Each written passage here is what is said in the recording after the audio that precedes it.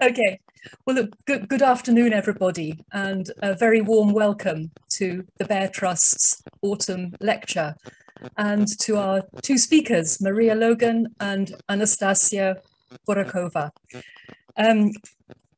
It's very good to see so many friends joining the lecture, including several people who I know have joined our previous lectures this year. But if you haven't come across the BEARR Trust before, if this is the first time you've met us, I should just explain very briefly that we are a small UK charity that works to support the health and welfare of vulnerable people in Eastern Europe and Central Asia. And we run a small grant scheme, and events like this one are a very important part of our fundraising to fund the grant scheme. So I'd like to say a huge thank you to everybody who's donated today. We really do appreciate those donations. Thank you. Now, I'm going to hand over in a moment. Janet Gunn, my colleague, is going to chair the meeting. Before I do that, I'm just going to pass you briefly to Louisa Long, our information officer, who will just explain the mechanics of how we will run this discussion. Thank you, Louisa. Hi, everyone. Thanks for joining us. Yeah, just really briefly say, sorry that you're all muted, but just to avoid lots of background noise. And if when we come to asking questions, you'd like to ask your question in person, you can just raise your hand or do the virtual hand raise if you've done that before, and we'll unmute you so that you can ask your question. Alternatively, you can just write it in the chat box along the right-hand side. And the only other things are, we're recording, as you will have seen. If you'd rather not have your data recorded, then feel free to turn off your screen. The recording will be available a few days after the event. We'll be sharing it on our social media accounts, uploading it to the website, and it will also go out in our bi-monthly newsletter, and I'll give some more details about that just in the chat at the end. If you'd like to watch the speakers while they're speaking, then you can click on the top right-hand corner of your screen where it says view and change to speaker view, and then the main bit of your screen will show whoever's speaking at the time. Alternatively, if you like the more kind of interactive approach and like to see everyone at the same time, you can leave it on gallery view. And I think those are the main things. So enjoy the talk. Thank you, Louisa, and welcome to everybody. It's a busy week, Russia-wise. We've hit the magic spot just after the very exciting Duma elections. I don't think I saw a huge amount of excitement in the world press about the results on Monday, but that's what we're going to be talking about today, but not directly about this particular set of elections, unlike many other events that are happening. We are going to broaden the topic into the more contextual situation regarding activism in civil society, both political civil society and civil society more broadly in Russia today, and in particular over the past 10 years. We in BEARR are mostly connected with civil society organizations that are dealing with social matters, but they are by no means exempt from the sort of repressive measures that civil society more broadly has been subject to. For example, one of the best known groups that deals with domestic violence was declared a foreign agent this year. So nobody is exempt. Our two speakers today are both lawyers. They're going to have a discussion. They're not going to speak in succession, they're going to have a discussion. And they're going to talk about both legal and political and other aspects of civil society's position in Russia today.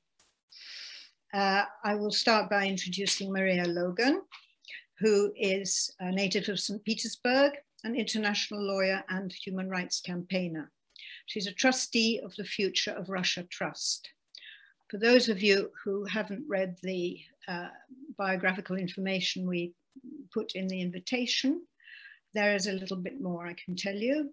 She joined the worldwide campaign for Mikhail Khodorkovsky's release from prison in 2008 and coordinated international human rights organizations in support of him and presented his case before government institutions worldwide.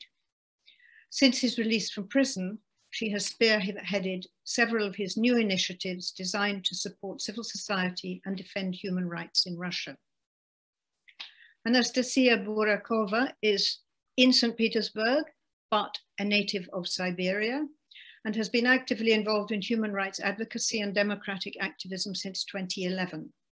Since 2017, she has been a lawyer at the Otkrytka human rights team in St. Petersburg, providing legal assistance to Russian citizens whose rights are threatened by the practices of the police, courts, and law enforcement agencies. In April 2019, she was elected chairperson of Otkrytka. She is also one of the founders of the United Democrats Project, which provided logistic and legal support for independent candidates participating in municipal elections in St. Petersburg. Right, that's enough from me. Over to you, Maria. You're going to start off on the discussion. Well, good afternoon, everyone. So it's an absolute pleasure and honor to speak at the annual BEARR Trust lecture, and I'm so delighted that this year we can discuss about Russia. So as Janet mentioned, you know, we just went through the election in Russia.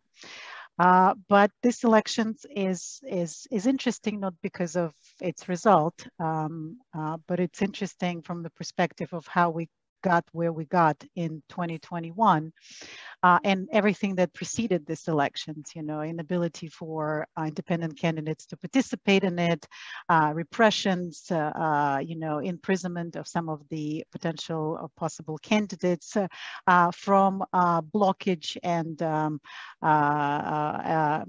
and closing of a lot of independent media groups and platforms in Russia, again, in anticipation of these elections because the authorities wanted to silence the dissent and the opposition. So I'm again a very, you know, it's a great pleasure to have this discussion with Anastasia today. I don't know if you can see her, but she will appear shortly on the screen when she when we start this discussion.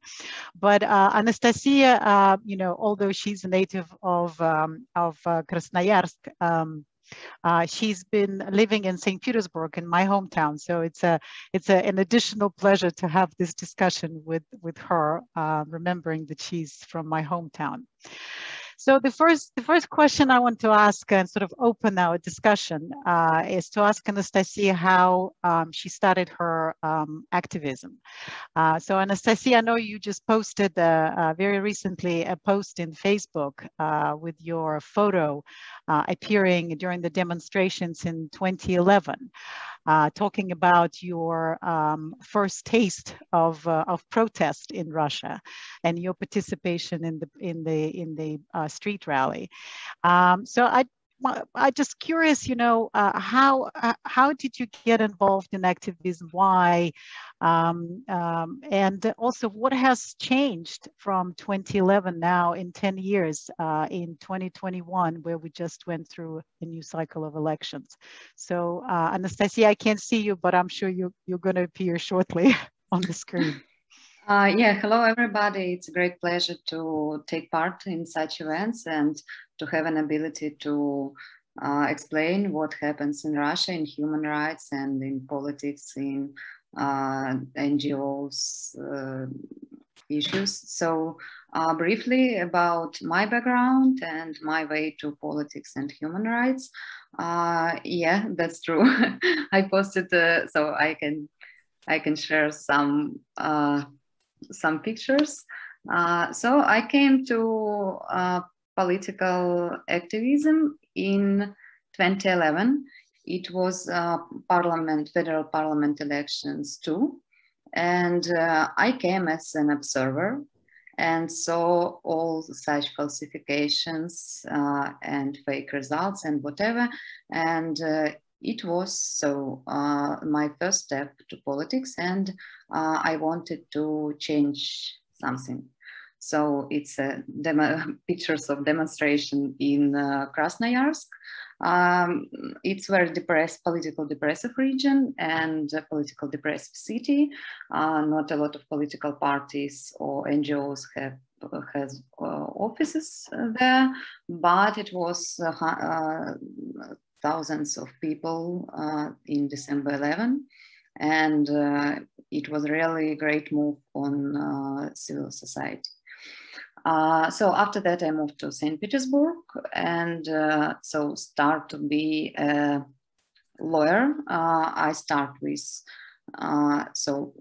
start work pro bono for freedom of assembly, freedom of associations, freedom of speech.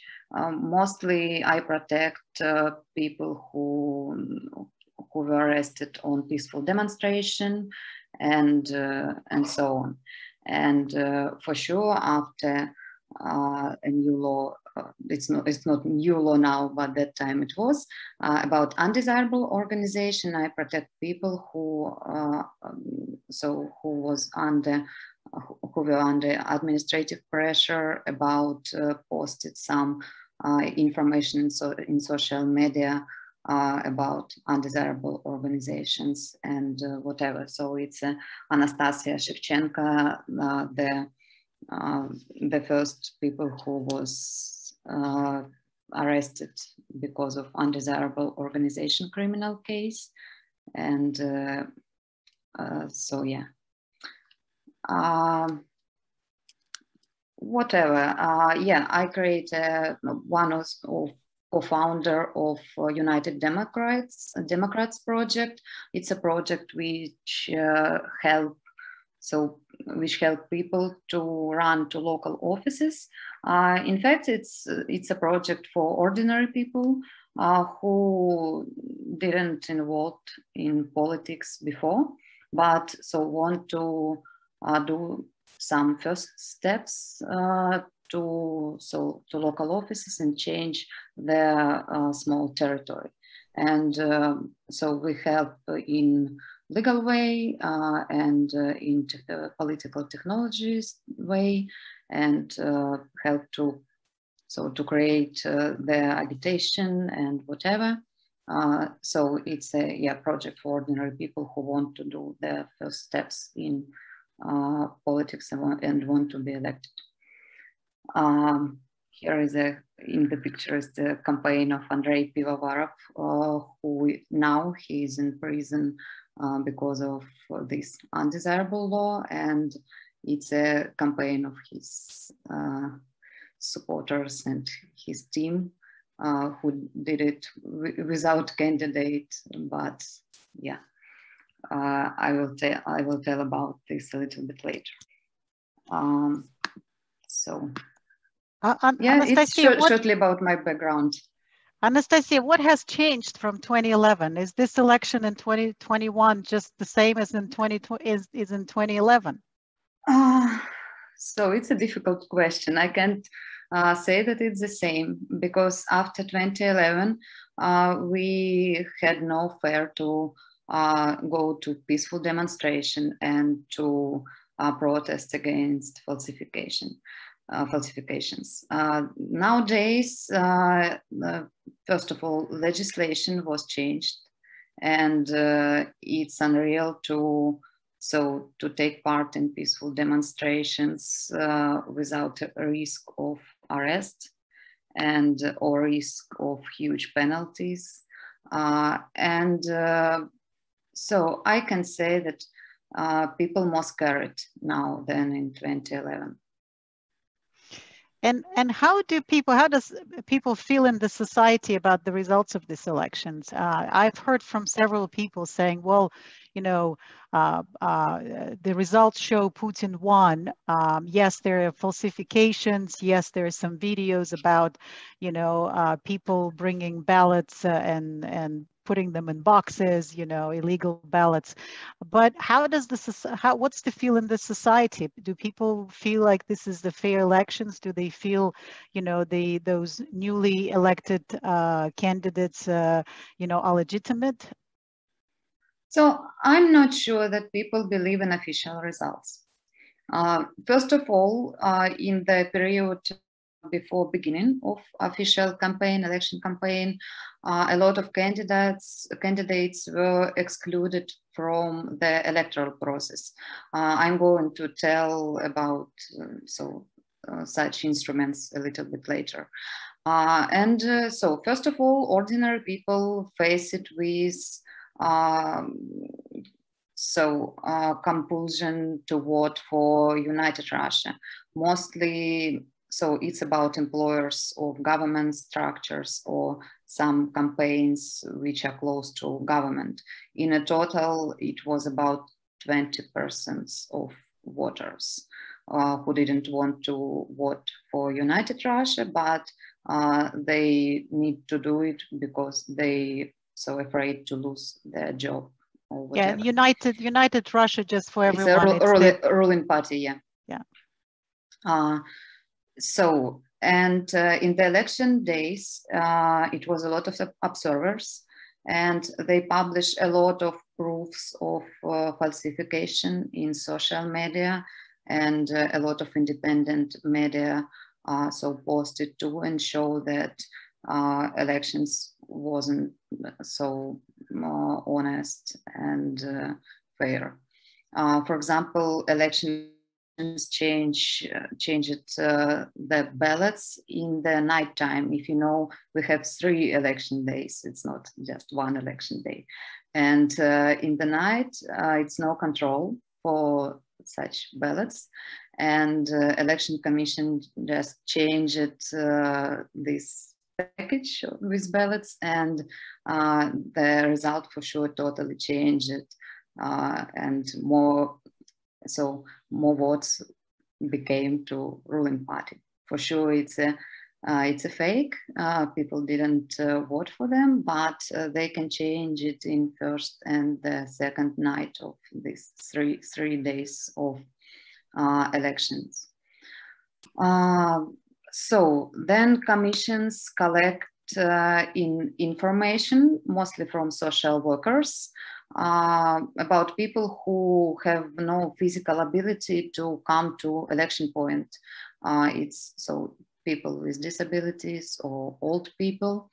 And after that, they put them in special list of voters who will vote at home. But in fact, they didn't come to them, and such people didn't vote. So when relatives of such people come to voting points, they saw that somebody have already voted for them. So for sure, observers and independent media posted it too. And for sure, a new technology of electronic voting gave an ability to correct results at the last moment. When governments saw that candidates from United Russia have less than 35% seats, they told that result of electronic voting will be announced the next day. And so we had a result of 90% of voting points. And the next day, when they announced such result of electronic voting, we saw that the result of ruling party and the result of opposition political parties totally changed. And after such manipulation with electronic voting, United Russia have 75% seats in federal parliament. So can you imagine how it works when 90% of people vote by the one way, and when they correct results from this electronic voting, it's so in other 10% totally change the final result. For sure, people don't believe in it. Yeah, that's why I'm not sure that ordinary Russians think that elections was fair, but it's a lot of scared to go to streets for some demonstrations and whatever because of new legislation, because of total atmosphere of scared. So you mentioned atmosphere of fear, and as a result of the new legal steps that the authorities took in anticipation of protest and dissent during the elections.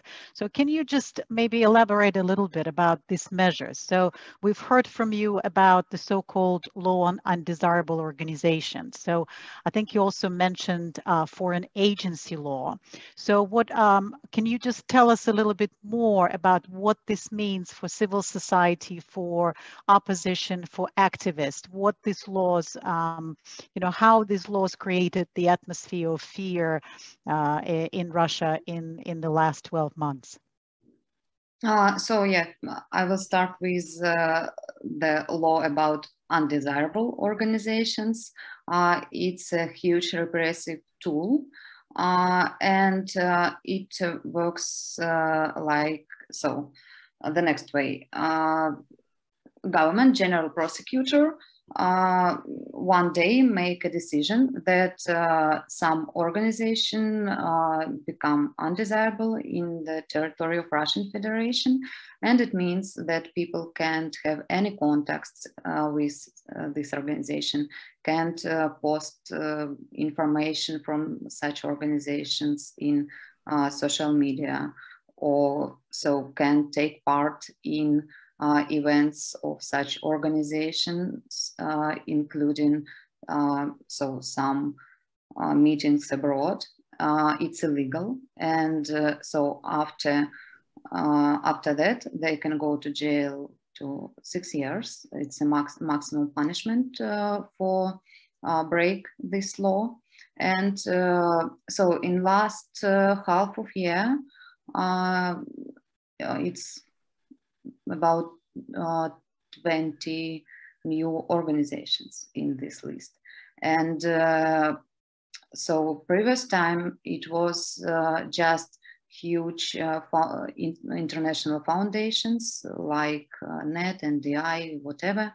But now general prosecutor start to recognize as undesirable organizations Russian civic movements, Russian human rights organizations, or Russian media. I suppose that you know about Project Media. It's so they did some investigations about some people who are in power.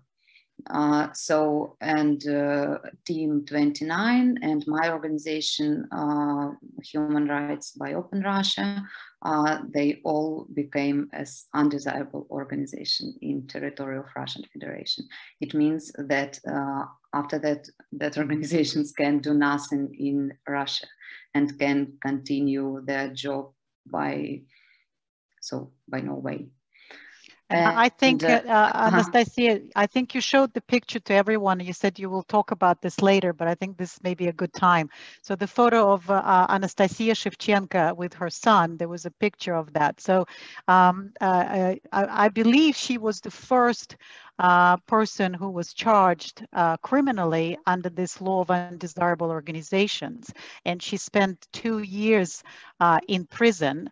Under house arrest, waiting her trial, and she was finally convicted for, I think she received 3 years suspended sentence. So in fact, for just doing her civic duty and being active and debating on the street. So yes, I think that's the photo. Yeah, it's Anastasia Shivchenko, and she was the first person who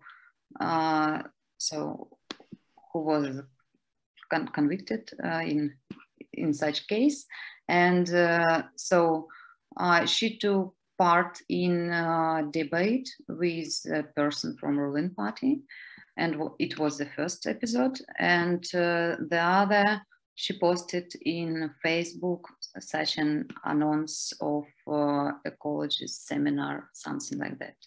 And it was her guilty in such a criminal case. And yeah, she spent 2 years under house arrest with total limitations. She couldn't go away from home. She couldn't use internet and telephone and whatever. And about 4 months ago, in the end of May, ex-director of Open Russia, Andrei Pivarov, was arrested in St Petersburg airport. And he is another person who are under arrest because of this undesirable organizations law.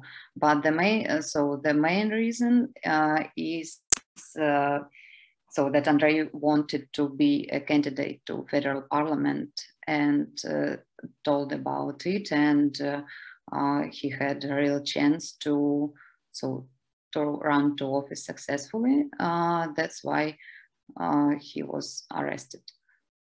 And now he's in prison, still in prison, and yeah.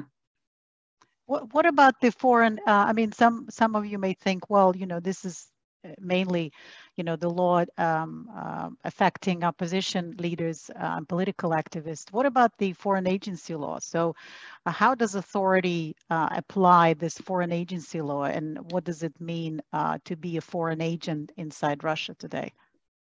So the legislation about foreign agents affected 2 independent media, 2 independent journalists, 2 activists, and social NGOs, and for sure for candidates to elections.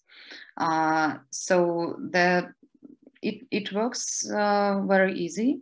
If you had any money from abroad, from foreign citizens, or you had money from people who had money from the foreigners, something like that, and you have any political activity, or you have your own social media and spend some information there and critique governments, so people can become foreign agents. And Ministry of Justice recognize people as foreign agents just by their decision. And I suppose that you know about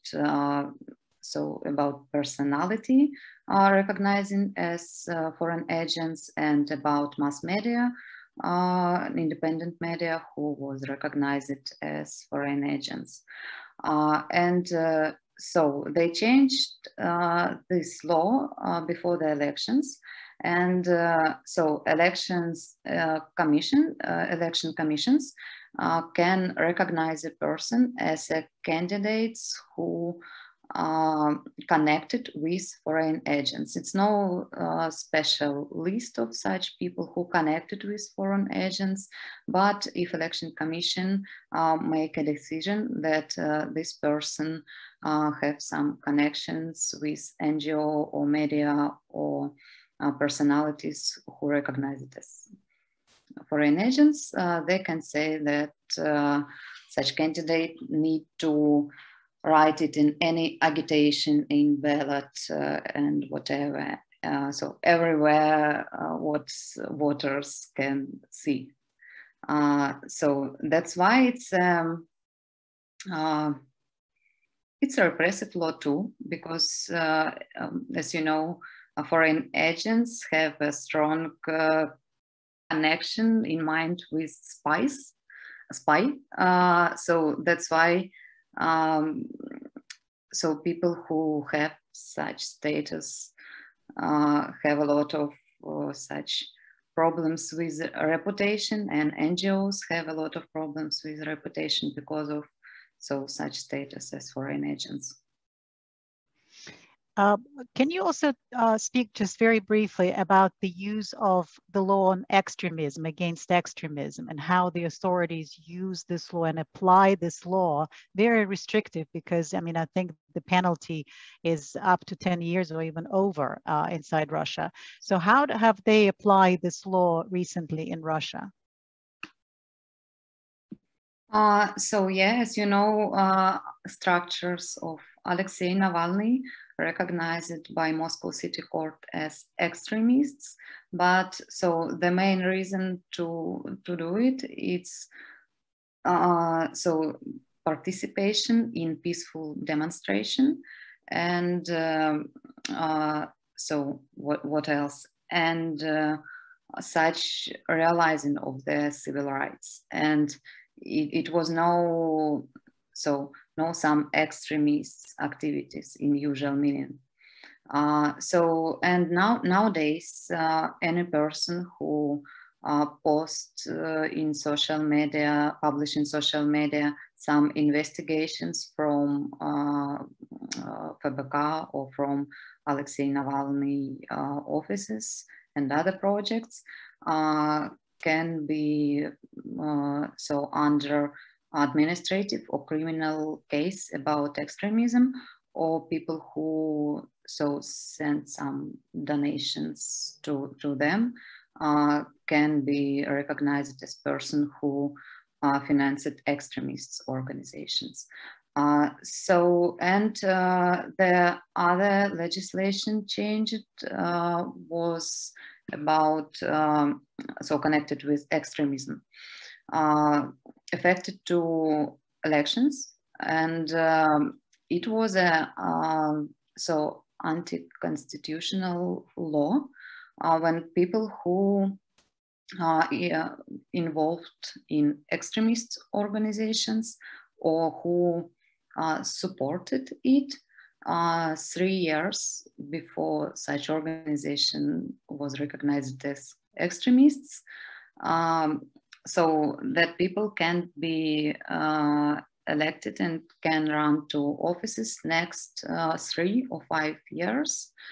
And it's a really strange law, and hundreds of candidates can't take part in these election campaigns because of such decisions. So, for example, Election Commission say that they publish in social network some, I don't know, some investigations about anti-corruption investigation, or they post some photos from peaceful demonstration organized by Alexei Navalny structures. And it was a reason to cancel the registration as a candidate. So that's why millions of Russians can't take part in elections the next 3 or 5 years because their political activities, and because they so support their rights of assembly and whatever. So, Nastya, how do you explain such sort of large wave of repression, repressionist laws, and sort of new instruments in repressive instruments in Russia? Is it somehow connected with the elections, and things will calm down after these elections, after Putin secured sort of victory for his party, or this is a sign of something bigger or something different? Perhaps maybe instability of the regime itself. So how do you interpret this? I have 2 ideas. First of all, Putin and so the ruling party saw to Belarus last year, and they think that it can be so it can happen in Russia after elections, when nobody believe in the official result, and people will so go to demonstrations and whatever, and that's why I suppose that ruling party afraid to lose their monopoly because of election results. For sure, it's the first reason. Yeah, the other reason is the result of elections in a total, because a lot of people from ruling party don't want to lose their seats in parliament, and in a total, United Russia don't want to lose their control, total control. So we call it constitutional majority. Is it such term in English? When they can,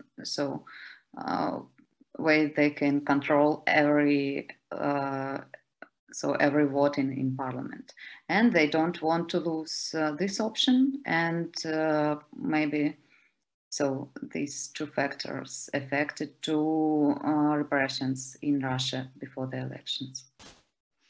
So now that they got their constitutional majority based on the numbers I've seen, so do you think these repressions will stop? Hope to believe in it, but I'm not sure that they can stop. They have a lot of instruments to continue repressions, and for sure they have a lot of police and special services who did their job, and it's too easy to find some publication in social media, and so have a very easy criminal case, and very good result of special service work. That's why I'm not sure they can stop, because it's a lot of instruments and a lot of people who involved in such repressions. And in considering this kind of, again, atmosphere of fear, new risks for civil society generally, and specifically for people who are very vocal and active in criticizing the authorities and the regime in Russia today. So how do you see civil society opposition responding to this sort of additional pressure, wave of pressure from the authorities? So is there anything people can still do, or there's kind of work stopped for the time being while this active wave of repressions is ongoing? So for sure, people can do something, but I see the huge pressure to some group of people, some organizations, so someone who don't do it alone, but with some supporters and whatever. That's why I believe that it's more and more dangerous to create some organizations, because it's so very easy to close it or recognize as foreign agent, undesirable organization, then extremists, whatever. But we still have a lot of people who are influencers in social media, who can teach people how to observe an election, how to defend their rights. And I suppose that it's a new reality when we can't go together, but we can do something individually, because it's more safety, and it's not too easy for government to recognize Russian citizens and as someone, I don't know. Now we have no such legislation, and I hope that they will not to have new repressive laws. But now I suppose that it's a time to do something individually, not in huge organizations. I've heard from various of our colleagues that there's been a lot of people, I mean, it's counted in hundreds, that recently in the past few months left Russia So some of them went to Lithuania, some went to Georgia, where there's a sort of an easier way to get in without there's no need for a visa for Russian citizens. So there's been, a sort of a new wave of immigration for active Russians, and these are just not ordinary Russians. These are people who've been very active in journalism and civic journalism. These are activists, members of Navalny network, heads of his headquarters. There's people from Open Russian network. So they're all leaving. So do you anticipate people to sort of continue to leave? Or you think this is kind of, this is it for this new wave, recent wave, and then hopefully people will come, start returning back. So, and also a question, can you do anything if you leave Russia? I mean, can you continue the activism? Can you continue your activity being abroad? So what do you think? So I know a lot of people who leave Russia last half of year, and it's very active people and very professional people who afraid for their safety because they had connections with Alexei Navalny structures, with Otkrytka structures, or some Team 29, whatever. They have some risks to to be under a criminal case. So I suppose that some of them can go back, and some of them try to create some projects abroad, but some projects which physically stay abroad, but it's about Russia. And nowadays I want to involve some of people who go out from Russia to such information project about human rights, about self-protection of people's rights, and some analytic reports about condition of human rights in different spheres in Russia. And hope that some of that people can do something from abroad, and some can go back after elections. Everybody waited the election day and what happens after. And now we see that ordinary people in Russia are too scared, and it's no huge protests, and maybe the government be a little bit calm about opposition in Russia, and some of people can go back. The title of our discussion, it has sort of one part is about, the crackdown and the attack on civil society, but the other part has the question in it, which is what can we do? So I want to ask you, from your perspective as an activist inside Russia, what can people do here in the West? And this is not just, the West, in general, but specifically, politicians in the West, leaders in the West, civil society in the West, organizations that have been for many years supporting Russian civil society. What do you think they can do now to help elevate some of the pressure on civil society in Russia and simply help people that need help now? In fact, we can for sure still have a communication and have some projects about human rights together. And for sure, it's very important to share information about some repressions and some new Russian legislations abroad, because I'm afraid that not a lot of people on the West interested in Russian agenda and Russian politics and civil society.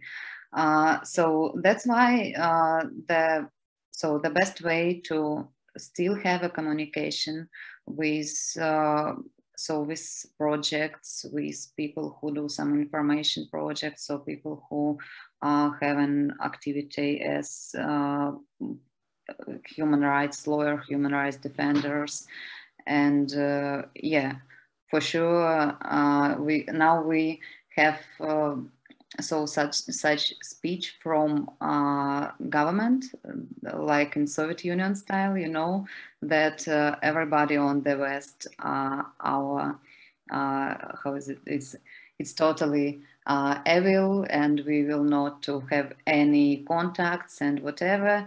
But so now it's time to have public diplomacy and such communication on the level of civil society. So just as a follow-up to that, in the past few years, I've been part of this sort of push for dialogue and exchange between Russia and Europe, Russia and United States, connecting civil society together, you know, people-to-people contacts. You know, it's been really advanced. I would say this was a kind of a renaissance of exchange and dialogue. I mean, the events were taking place, you know, almost on a weekly basis. Activists, you know, members of civil society and different NGOs were coming, you know, to Europe, to America, having this dialogue and exchange, you know, of information, discussions. So it was, I think it was really fresh air for a lot of activists who are constantly under pressure in Russia. So with all these laws that you described, you know, extremism, undesirable, foreign agency, are these contacts, is this dialogue still possible? Or you think people will, if they're invited, even by non-undesirable organization in the West, would they go? Would they come? Would they participate in this discussions? I know you're participating today. You're online with us, so I know it's not an easy and straightforward decision anymore. So can this continue? Can this happen? Yeah, I suppose that it can, but it can be different formats. You know, sometimes if it offline meeting with some activists in different spheres, I took part in some of them, and if it no publications and whatever, people take part in it, and if they feel safety and feel that. So nobody will send information to Russian special services. It's more or less, okay. And for sure, so it's no limitations for continued dialogue with people who leave Russia for some time because of repressions, or because they scared of repressions, and it's still okay to have a communication with them because they already abroad, and yeah, it's no other risks for them. Yeah, for those of you who are watching, Anastasia is speaking, don't send any information to FSB. But anyway, so I know the time is short, and we want to leave time for discussion and for questions. But just the last question. So we started with you personally, and your personal story and journey that started in 2011. So what's next for Anastasia? So what are you going to do next?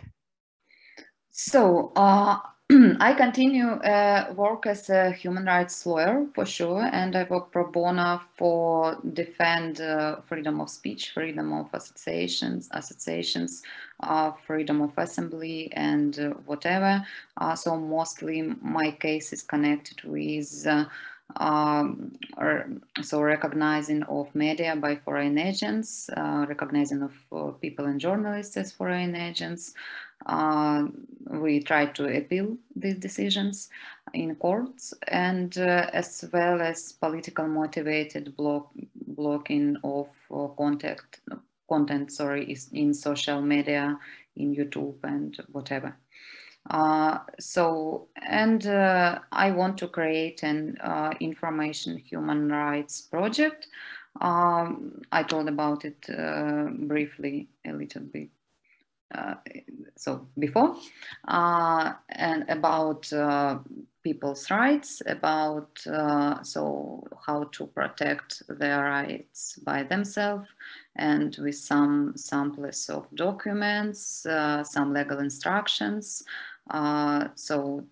to describe how new legislation works practically, and some analytical reports about condition of human rights in different spheres in Russia and whatever. So it's my personal plans.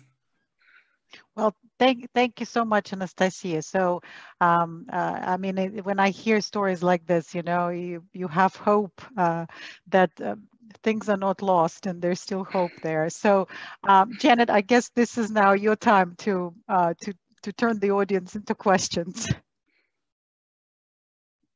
Thank you both very much, Maria and Nastia. That was really interesting. We've got some questions coming in. I'm going to take the liberty of asking a quick one first. I hope it's quick, but I think it's to Nastia. Do you think that it is helpful that foreign governments, in particular the German government, the British government and others, have taken up at a very high level Navalny's case? How do you think this affects both his own situation and that of civil society more broadly in Russia? Is it helpful or is it not helpful? For sure it's helpful, because so government afraid to lose this supporting of foreign governments. You know, they can tell whatever they want to ordinary Russian people, then so we don't have any connection with West countries and whatever, but in fact it's not true. For sure they have strong connection and they want to have respect from Western countries. That's why, yeah, it's I suppose that it's really important to to discuss such issues on high level, high government level. Thank you. I'm now going to take a question from Chris Hayden.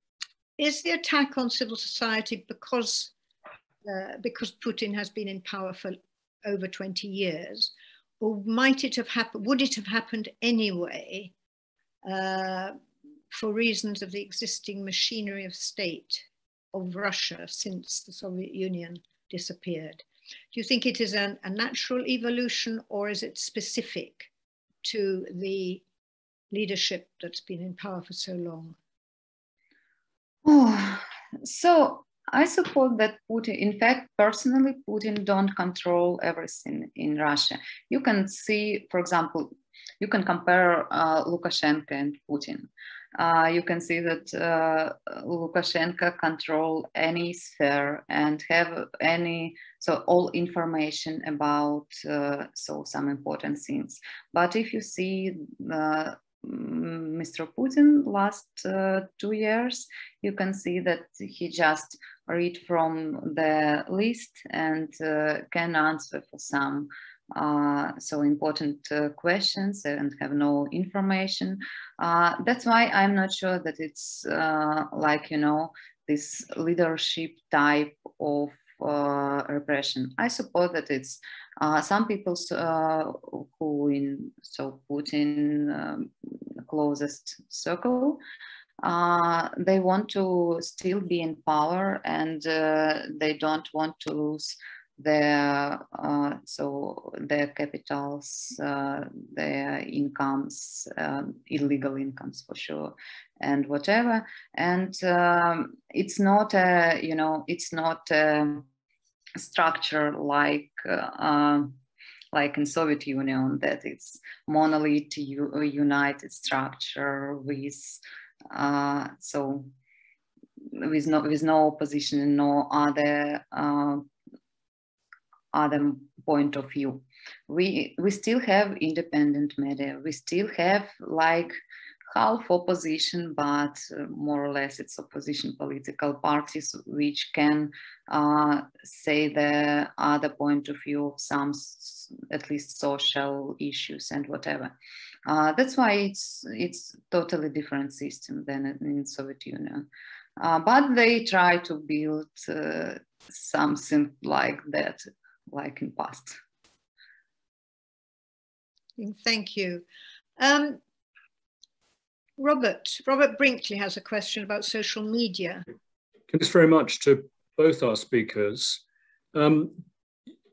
Anastasia, you talked quite a bit about social media and the way that the authorities were using what people were saying in social media to then get at them in different ways.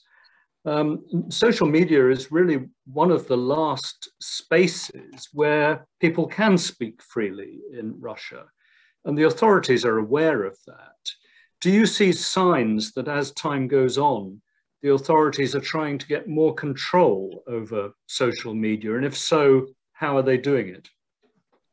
So for sure they try to do it. I suppose that you saw the last cases with Navalny application with Google and so Google Play and App Store when they deleted from from these markets so in the same time Telegram Messenger blocked this channel of clever voting. So they try to have a control under the media, and it was some special social media, and they had some special legislation about it. Then huge internet corporation need to open offices in Russia and not like separate office, but it will be the part of the main head office.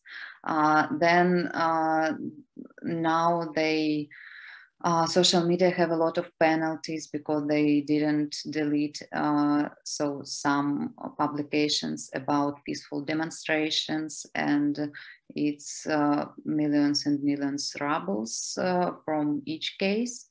And they try to have a control under social medias,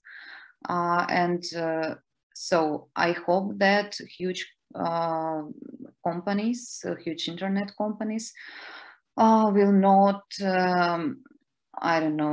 will not choose their interests as commercial interests, and don't really do the censorship, real censorship. It can be some, some communication, but we see that government want to have total control on the huge internet corporations. We've got two questions that are connected really with what's been going on in Belarus in the past year. The first one is from Craig Oliphant, who's asked me to read it out because he's in a car. He thanks you both for your discussion and says, what interaction or otherwise is there between the Russian context and what has happened in Belarus? Are there more differences than similarities between the situation in Belarus and in Russia? So it's a lot of similars, like a group of people. They have all the power in their hands, and so do whatever they want, and have repressive legislation and have a control under so a lot of companies, and don't protect and don't want to have any human rights in their countries. But for sure, Belarusian regime is more, more dangerous for opposition. We have not a lot of violence, for example, in police offices. If someone arrested or go to jail, more or less physically person will be in safety. Sometimes it happens some not good things with some people, but it's not a system. In Belarus, it's a system of of such very bad things which can happen in people in jail or under arrest. So that's why it's a lot of similars. And now, so Lukashenko and Putin try to build such confederation. You know, they had another round of discussions about it about 3 weeks ago.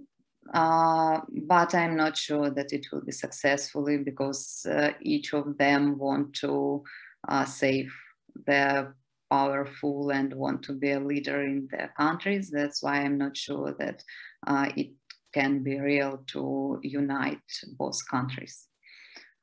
So yeah, that's why we have such the same trends, but in Belarus it's for sure a little bit more dangerous to to be in politics or to be in civil society.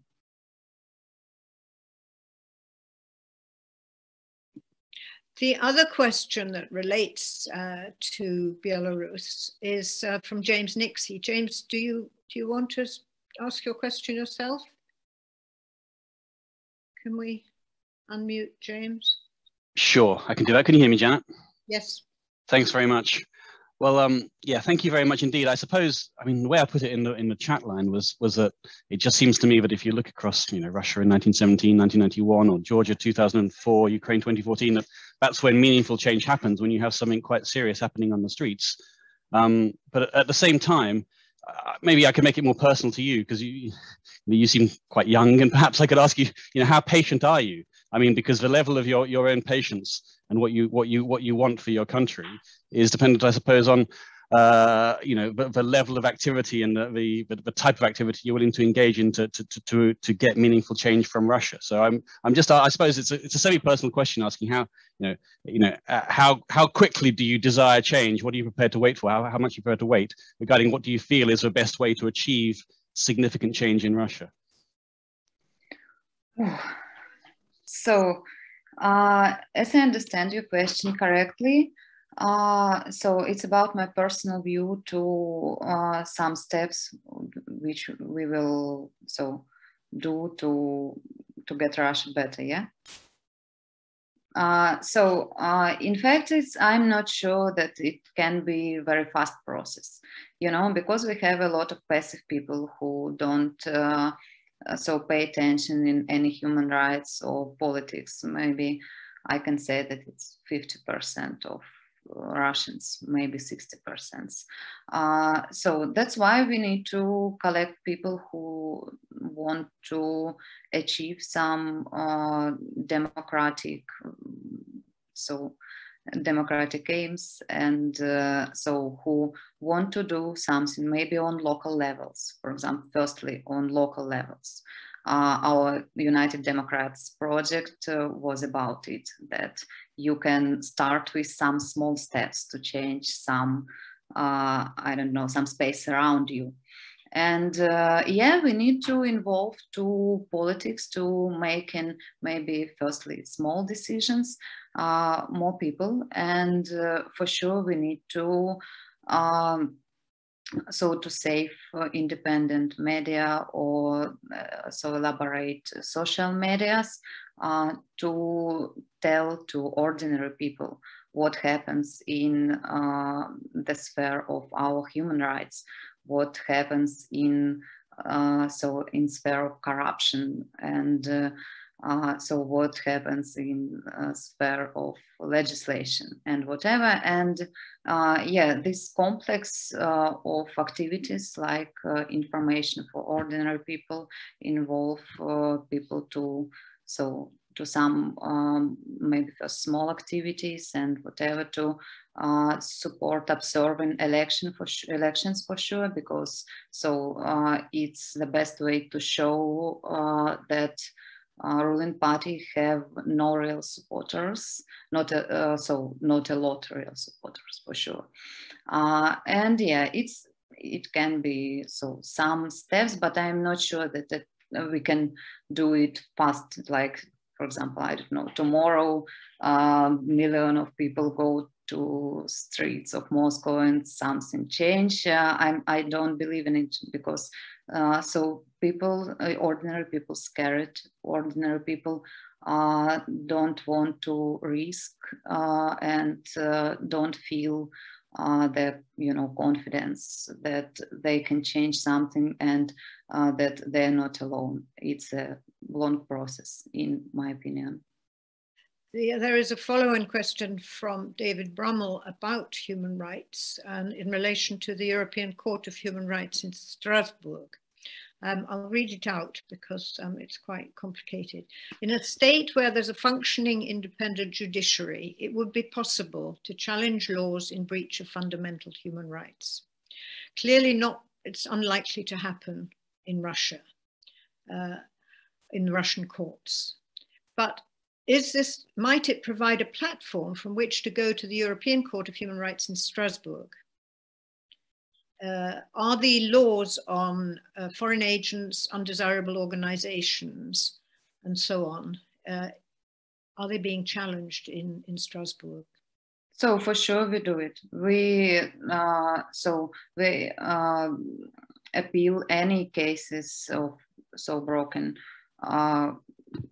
freedom of associations, freedom of speech. This so legislation about foreign agents, arrest on peaceful demonstration and whatever, we appeal it in European court for sure. But as you know, it's not very very quickly process, and after the decision of European court, Russian government don't change the main problem, that Russian government don't change legislation, and Russian parliament don't change legislation. So the most goal of European court, it's not such, I don't know, such money for activists. The main goal is to change national legislation. But last 4 years, parliament and government don't do nothing in this way, and so just pay for activists, that's compensation, and that's all. I would like to sort of chip in here about, particularly on the theme of fear. You've talked a lot about the fear that activists and civil society people are experiencing. But it certainly looks as if the regime must be also scared, or it would not go to the lengths it is going to repress this activism. Do you think this is going to get worse as we head towards the 2024 presidential election? Yeah, I'm afraid it will be worse. Unfortunately, maybe next 1 or 2 years it can be a little bit more calm, and but in 2023 I suppose that so repressions and some repressive legislation will become worse, because they are absolutely afraid about so president's elections. It's you know, the so president's elections shows the fundamental base of regime, the ranking of Putin. So that's why it should be so more repressive in my point of view in 2023 before 2024 presidential elections. Thank you. There's a question from Elizabeth Miller, who would like to know why either of you think the government bothers to have elections at all. Oh no, they want to, you know, I told about it before, that they want to be a part of so this Western community, and want to look good in international agenda, and for sure they don't want to go to North Korea community. They for sure want to be in community of developing countries.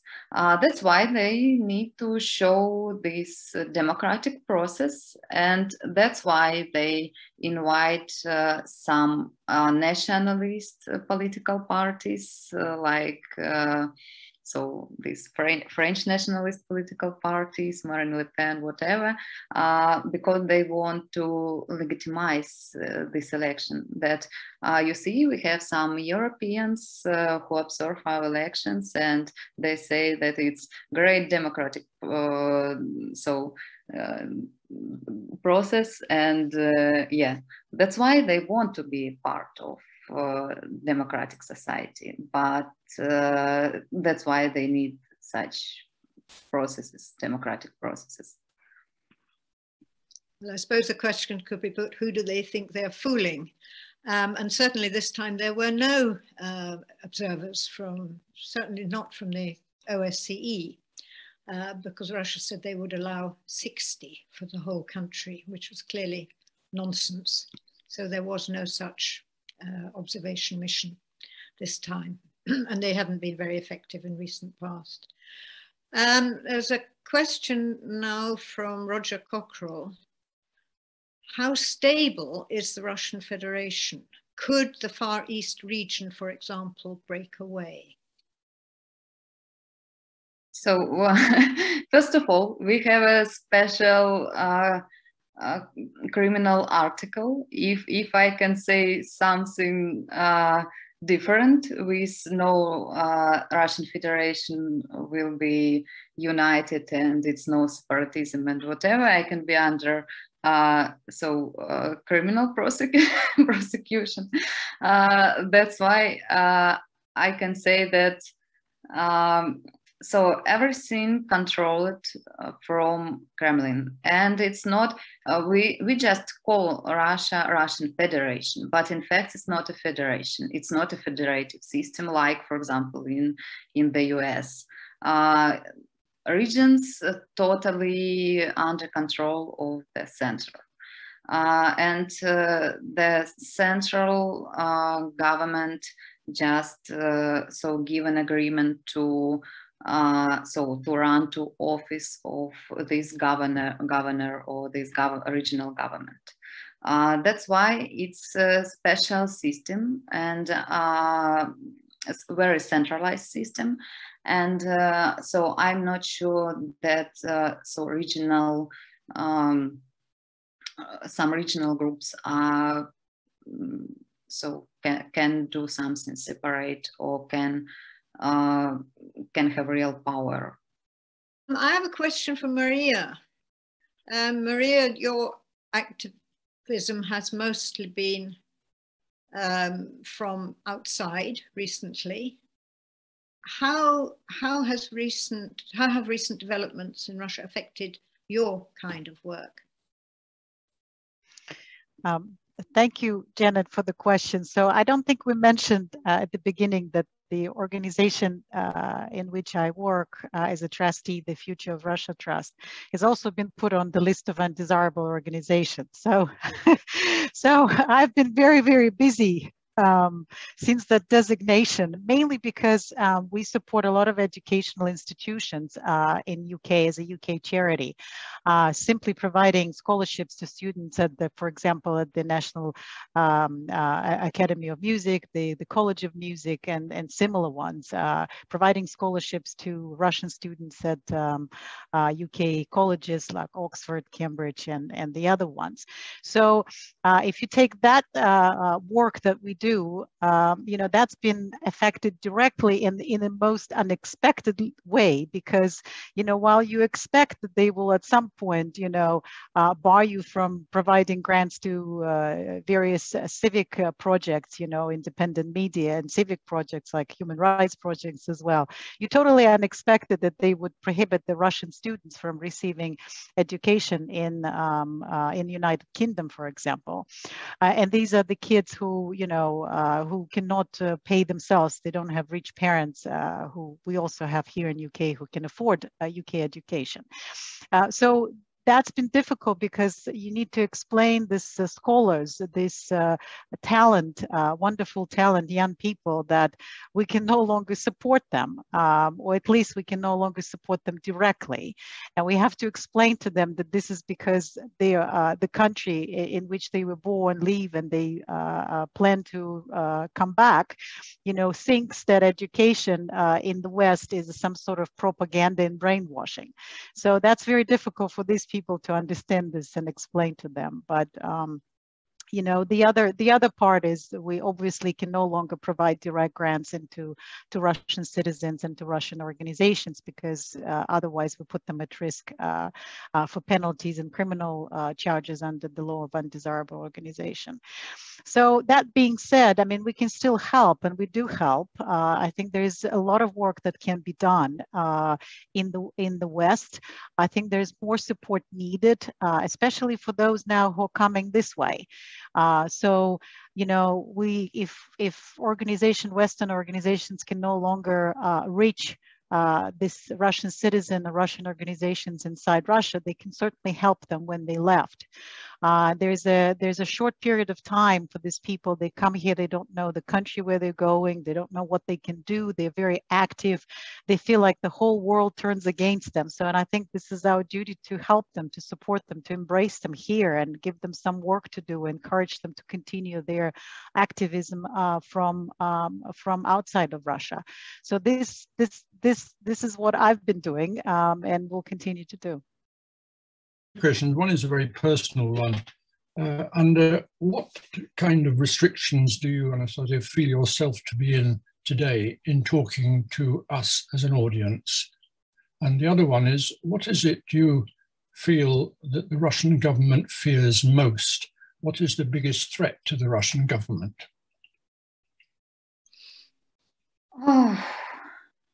So, personally, I always try to take part in any events, for sure. If the event will organize it by, for example, undesirable organization, I will ask to not publish it and whatever. But I'm not sure that special services look at what we do. They're not too professional, for sure. We saw it in cases of Navalny and whatever. So yeah. And sorry, the second question, I forgot it, I'm sorry. What is it you think that the Russian government fears most? Is it masses on the streets, as there were in Belarus recently? And how can you actually manage to get that inert mass, which exists in all countries, to become more involved and more concerned about Russia's future in the way that you are? So Russian government, for sure, they're afraid some peaceful protests, and if a lot of people take part in it, we saw it in winter time when Navalny came back to Russia. It was a lot of people on the street of Russian cities, not only in Moscow and St Petersburg, sorry, but in some small cities, in some regions which are not too political, so have not a lot of political activities. So that's why it was at such type of trigger, to apply to have some more repressive legislation. And so I suppose that they're really afraid that a lot of people go to some demonstrations and whatever, and it's really their fear, very big fear. And some of recent laws was a reaction to such protests. Yeah, and they saw Belarus sample. That's why they can see that if every day or every weekend it will be, I don't know, hundred thousands people in the street of Russian cities.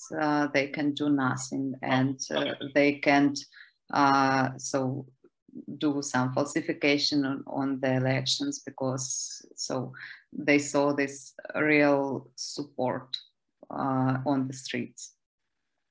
Slightly parochial question. The BEARR Trust offers grants to all the countries of the former Soviet Union.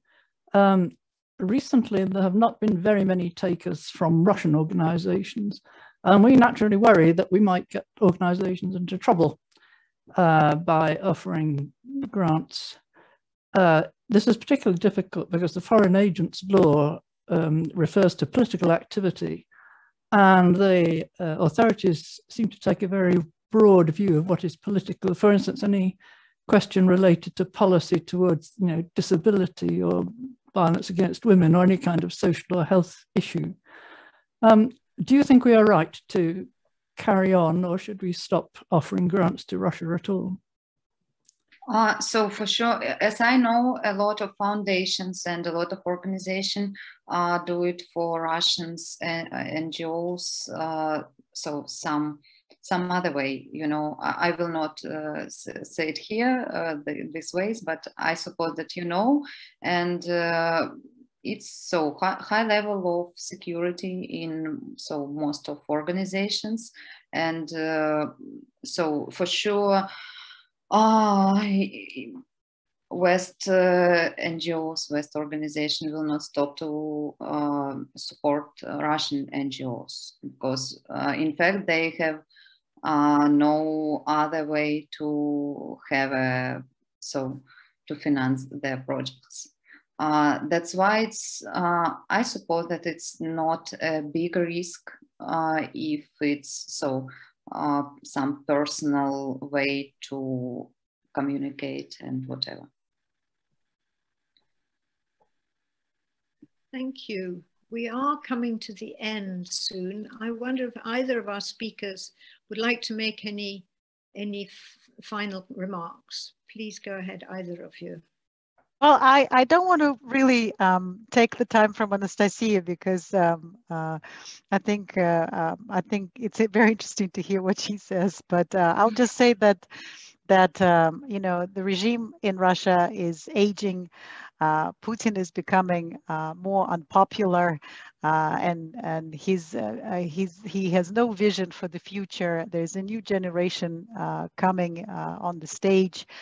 These are young Russian citizens who grew up with internet, who are not accustomed to have their social media accounts and their YouTube blocked. So I think there is a lot of hope, and there's I think as Anastasia's personal case and her personal journey shows, there's a lot of inspirational people inside Russia who still have not left, who continue their fight, and I think that's very promising. So I will end on this encouraging and hopeful note, and let Anastasia finish this conversation. Yeah, thank you so much for all who stayed by end, and we still here, and we can have a conversation, and we can discuss some questions about Russia. It means that we are not in we are not in total crash. I mean, it's Russian civil society, and yeah, it's still a lot of people who want to do some social or political projects or human rights projects, and who try to elaborate their personal social media and a lot of independent medias, and so that's why it's not too worse, and we can still communicate and have such common programs, common projects, and yeah, at least we are alive, and we can overcome every problems and any difficulties. Thank you, Anastasia. Well, the mere fact that you're here and on the screen and with us this afternoon shows that civil society is still there in Russia and still active. Well, thank you both very much, Maria and Anastasia. I will let Nicola wind up, but thank you very much for your fascinating discussion. I'd just like to add my thanks to Maria and Anastasia, and thank you to everyone else for joining us this afternoon, and for asking questions and for supporting BEARR. We do have a friend scheme for regular supporters, and if you're interested in that and in following up some of the articles which Janet has mentioned in the chat column, do have a look at our website, which is bearr.org. Maria, Anastasia, I think all of us would like to wish you the very best in the very courageous work that you're doing. And please keep in touch with us. I'm sure you will. And meanwhile, I'd just like to wish you all a very good evening. And thank you very much. And good evening.